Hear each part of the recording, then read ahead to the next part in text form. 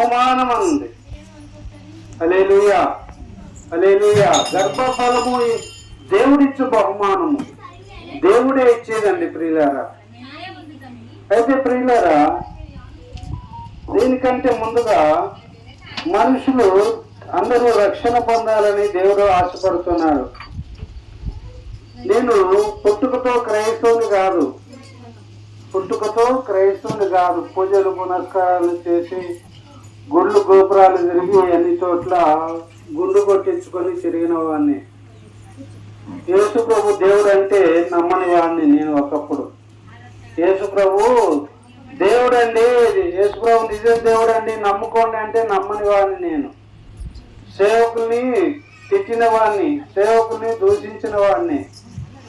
అయితే సత్యం అనేది తెలుసుకున్న తర్వాత ఈ లోకంలో చూసుకున్నట్లయితే బాపునోళ్ళు దేవుని నమ్ముకొని సువార్త ప్రకటిస్తున్నారు, రెట్లు దేవుని నమ్ముకొని సువార్త ప్రకటిస్తూ ఉన్నారు, కోముట్లు దేవుని నమ్ముకొని సువార్త ప్రకటిస్తున్నారు. దేవుని నమ్ముకొని పెద్ద పెద్ద కులం అని చెప్పుకుంటున్న వారే ఈరోజు యేసు ప్రభును దేవుడిగా అంగీకరించి దేవుణ్ణి నిజ దేవుడిగా ప్రకటిస్తూ ఉన్నారు. ప్రియులారా, నిజ దేవుడిగా ప్రకటిస్తున్నారు. యేసు ప్రభు నిజమైన దేవుడు అని అందరూ వస్తున్నారు, ఆయన నమ్ముకుంటున్నారు. యేసు ప్రభు నిజమైన దేవుడని యేసు ప్రభు వారి దగ్గరికి వచ్చి రక్షణ పొంది మారు మనసు పొంది దేవుని నమ్ముకొని దేవుణ్ణి ఈరోజు వెంబడిస్తూ ఉన్నారు. మాలమాదిగోళ్ళు కాదండి నేను చెప్పేది. రెడ్లు, బాపనోళ్ళు, కోముట్లు, భట్రాజులు,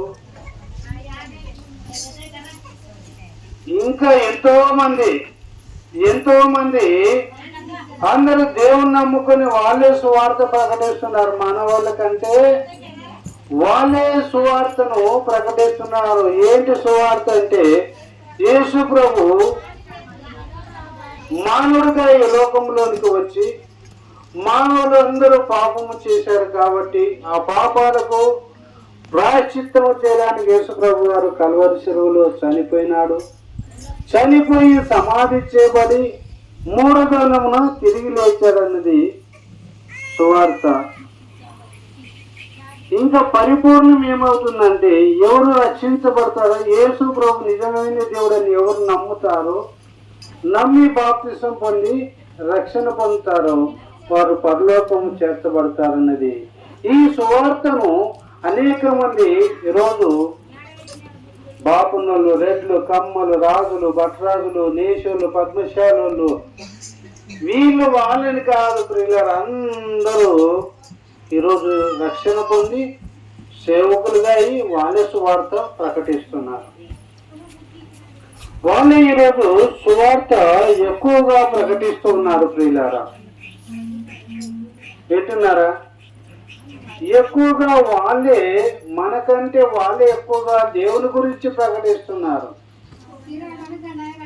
యేసు ప్రభు నిజమైన దేవుడు, రక్షణ పొందండి, మార్పు చెందండి, యేసుని నమ్ముకుంటే మీరు పరలోకం వెళ్తారు, నమ్మకపోతే నరకం ఉంది.